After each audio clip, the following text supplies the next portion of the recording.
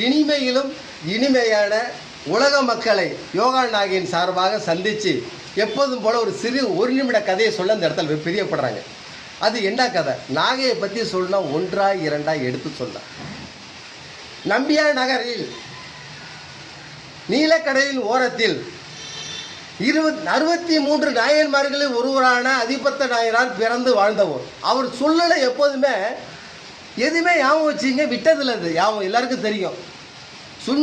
சொன்னபடி காப்பாற்றியவர். அவர் எப்போதும் முதல் பிடிக்கப்பட்ட மீனை கடலில் விட்டு விடுவார்.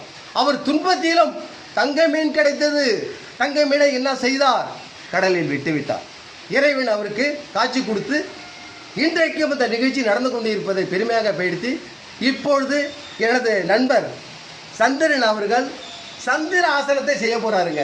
ஆமாம், பிறையாசனம் மறுபடியும் சொன்னீங்கன்னா எப்போ எல்லாருக்குமே தெரியும். ஞாபகம் எப்போது நிலவு நம்ம மறைகிறது, பூமியோட நிழல் பட்டு மறைஞ்சிடுது. நம்ம பேர் வச்சுருக்க அதுக்கு பிறையின்னு. ஆனால் அது எப்போதும் முழுசாக தான் மேலே இருக்குது, அதில் மாற்றம் இல்லை. ஆனால் இதை மையமாக வச்சு சந்திரன் இப்போ ஆசனம் செய்ய போகிறார். பாருங்கள், 2 காலையும் ஒன்றா இருக்கும். மூச்சு மிக மிக அவசியம் நண்பா. ஆசனத்துக்கு சரியான முறையில் செஞ்சீங்கன்னா உடம்பு நல்லா பலம் வரும், உறுதியாகும். கம்ப்யூட்டர் வேலை செய்கிறவங்களுக்கு வாழ்நாள் ஃபுல்லாக தொடர்ந்து 8-16 மணி நேரம் செய்யலாம் வேலை, எதுவும் நடக்காது. ஆமாம், ஆனால் மிக மிக அவசியம் இந்த பயிற்சிக்கு எது? மூச்சு அவசியம். அந்த மூச்சை நீங்கள் எப்படி பயன்படுத்துன்னு பார்த்தீங்கன்னா எந்த மாற்றமும் இல்லை. உண்மை. ஆமாம், வலியுறுத்த வேண்டாம். அப்படியே மறுபடியும் 2வது முறை கூட போங்க, தப்பு இல்லை. நல்லா மூச்சை இழுத்து விட்டுங்க. மூக்கால நல்லா மூச்சை இழுத்து விட்டுங்க. மீண்டும் ஒரு முறை செய்யும் போது இன்னும் ஒரு பாயிண்ட் கீழே நகர வாய்ப்பு இருக்குது. அதில் எந்த மாற்றமும் இல்லை.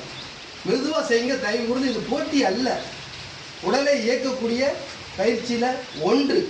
இதை செயல்பட்டால் உடம்பு நல்ல பலமாகவும் தைரியமாகவும் இருக்க வாய்ப்பு இருக்குது. அதில் எந்த மாற்றமும் இல்லை. நீங்கள் தெரிஞ்சுக்கலாம், செய்து பாருங்கள். தயவு கூர்ந்து போட்டி அல்ல, வயிறு குறையிறதுக்கு வாய்ப்பு இருக்குது. அதை முக்கியம். இப்போ இந்த இடத்துல எங்கள் தலைவரும் நானும் இணைந்து எப்போதும் யோகான்னு சொன்னாலே யாவங்க இணைப்பு இருக்குதுங்க. இணைப்பு இல்லைன்னா அது யோகா இல்லைங்க. அதாங்க உண்மை.